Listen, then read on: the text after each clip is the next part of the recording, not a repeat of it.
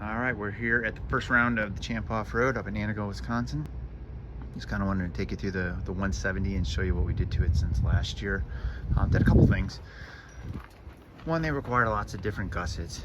Every single tube, any single down tube required a gusset. So that took up a lot. Put a rock guard on that. We actually put that on last year. Most of the things that we did are up here in the front. Put a bigger, beefier bumper on this guy, made by Cognito. It's a bit pricey, but they run into stuff and things get bent. So we wanted a nice, good one, and that's why we went with Cognito. One thing that they do when they run into things is they hit them with the tire. That pushes the A-arm back, and then that ends up bending these supports right here. This is what your A-arm goes to. It kind of looks like a little box. And then there's another one on the back, kind of hard to see. Okay, those aren't very strong. And when they hit things, they bend them. They bend back, they twist, they do whatever they want. So what we did is we took supports and we went from frame rail, weld onto the box, and weld onto the other frame rail. That tightens the whole thing up. We put one on the back of the A-arm, and then we put this one over here on the front of the A-arm. Pretty easy build.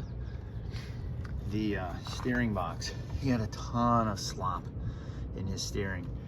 So we did, I took that apart. They wanted 500 bucks for a new one.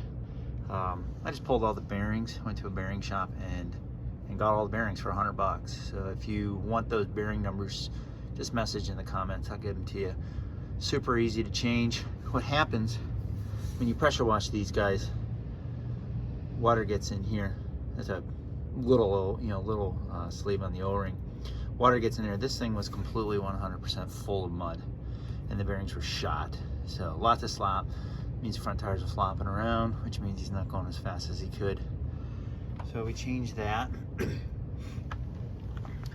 the back, back here over in the seat. So Caleb grew almost 2 inches.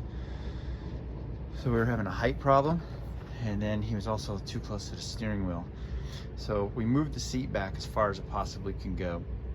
And then I had to fab up some new seat rails to get him lower. So he's about 1 inch lower in there. So I don't know if I'll fit in this thing at the end of the season, but he fits for now. Then in the back, this mount right here says SDI.